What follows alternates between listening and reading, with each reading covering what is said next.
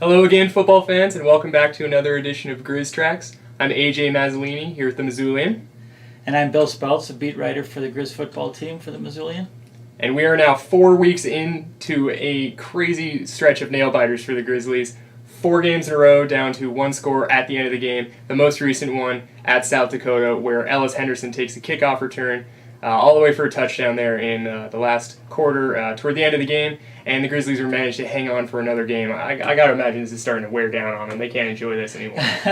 Well, they enjoy the end part there, but yeah, nerve-wracking. And you mentioned Ellis Henderson's kickoff return coming on the heels of an unlikely fumble where it pops right into Matt Hermanson's hands and he runs 35 yards for a touchdown to get the tying score with about 7 minutes left. So it was a tough game, and South Dakota's a very good team. They've been playing other tough teams very well this year. You know, the Grizzlies definitely don't want to be winning this way, although they will take the wins. They are still 8-2 on the season, which I'm sure they're happy with. But this seems like a team that's kind of searching for an identity. You know, they were so good early on, and with the run game and the passing game, just this perfect two-weapon machine. And then recently, it's just been they've been struggling and barely scraping by.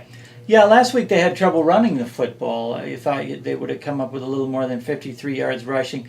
Coach Delaney talks about putting a full game together, and that's kind of a cliche, but it's the truth. You know, they need to put an offensive, defensive performance together. They've been playing well on special teams.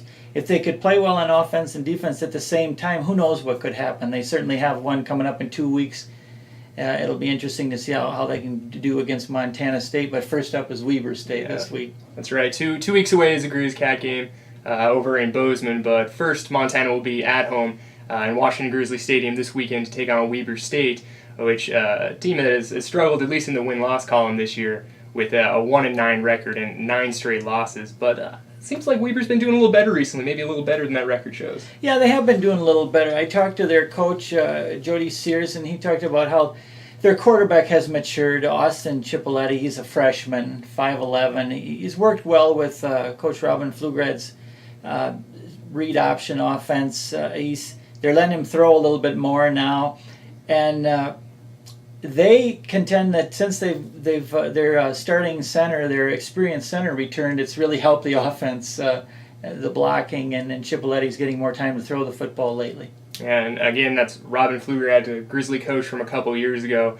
It's 2 weeks in a row that Montana's going to be facing an ex-coach, although in South Dakota and Joe Glenn, I'm sure there was maybe a little less contempt than there is right now with Pflugrad coming back to town.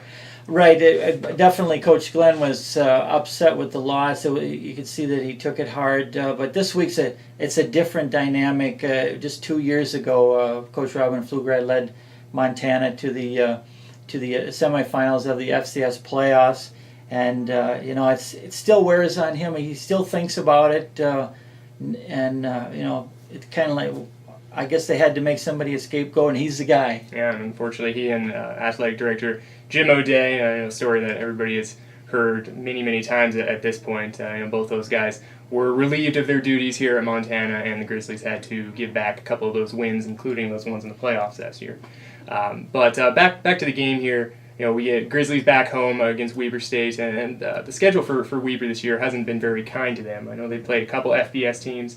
Just really tough teams all the way down. Definitely, and then when they got into conference, they didn't get much of a break. I was looking through their schedule, and you see they played, in 4 weeks in a row, they played Sacramento State, and then Eastern Washington, Cal Poly, and Montana State. And so it all adds up with the like you said, the FBS schools, both of which put 70 points on them. Utah State there. Yeah. So it's just been tough, and they're playing about 23 freshmen or redshirt freshmen, according to Coach Pflugrad. So that's tough. They're not real deep, and they make some rookie mistakes. Yeah, and then hopefully, if the Grizzlies can get a win here, it should cement them into the playoffs. There's quite a few teams in the Big Sky that are chasing those playoff berths right now, with the Grizzlies already with 2 conference losses, so they still need a little bit of help here coming down to the end of the season. Check the Missoulian this weekend to see how the game ended up going on Saturday, and check back at Missoulian.com to see Griz Tracks videos every week. Thanks for tuning in.